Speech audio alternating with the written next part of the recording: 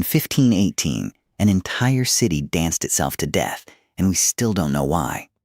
History is full of wars and empires, but buried in between are moments so strange they feel like bad movie scripts. Except they're documented, verified facts. And once you hear them, you will not be able to stop thinking about them. The dancing plague it started in Strasbourg. A woman named Frau Trophia walked into the street and began to dance. She didn't stop, not for food, water, or sleep.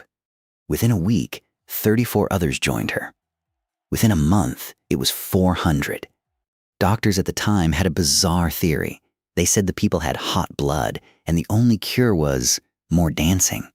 So the city built a stage and hired musicians to keep the afflicted moving.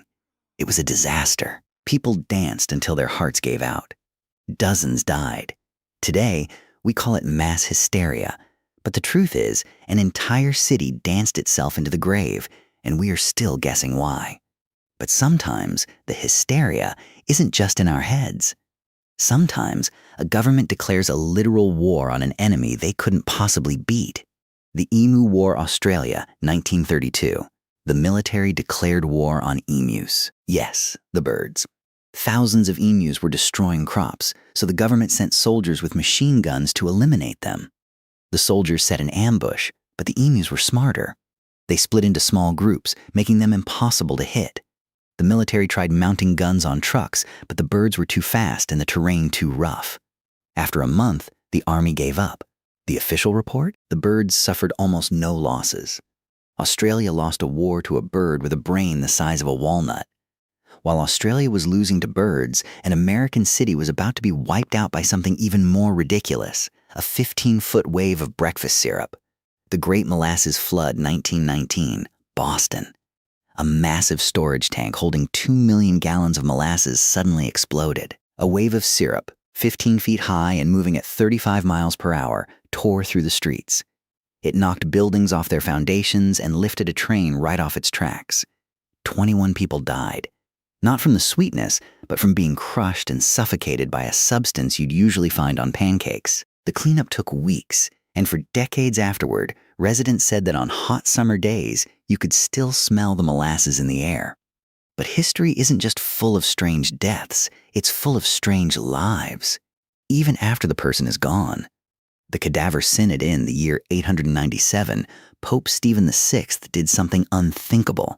He ordered the corpse of the previous pope, Formosus, to be dug up. Formosus had been dead for 9 months. They dressed the decomposing body in papal robes, propped it up on a throne, and put it on trial. Yes, you heard that right. A 9-month-old corpse facing a judge. They even hired a deacon to speak for the dead man. Unsurprisingly, the corpse was found guilty. They cut off his blessing fingers and threw him in the river. The public was so horrified they eventually imprisoned and executed Stephen for it. From the courts of Rome to the shores of Mexico, the unbelievable is often just a matter of perspective. The Aztecs and the monsters. When Hernan Cortés arrived in Mexico, the Aztecs saw something that looked like a myth come to life. They had never seen horses. To them, a soldier on a horse looked like a single creature with 2 heads and 6 legs. This terrifying sight, combined with new diseases and local rivalries, helped collapse one of the world's most powerful empires in just 2 years. A superpower fallen, partly because they thought they were fighting monsters. Sometimes, the monsters are the ones we build ourselves, and then accidentally drop on our own neighbors. The Mars Bluff bomb, 1958, South Carolina. A U.S. bomber had a mechanical glitch and accidentally dropped a hydrogen bomb into the Gregg family's backyard. The conventional explosives blew up, destroying the house and leaving a 70-foot crater. Miraculously, the nuclear core wasn't armed, or the entire state might have been different today. You can still visit that crater in the family's backyard today. Every one of these events is real. They're in the records and the reports, and it raises an uncomfortable question. If things this strange were recorded, how many even crazier things happened that weren't? History isn't just wars and kings. It's emus defeating armies and popes on trial. The truth is always stranger than fiction. It just needs someone to write it down.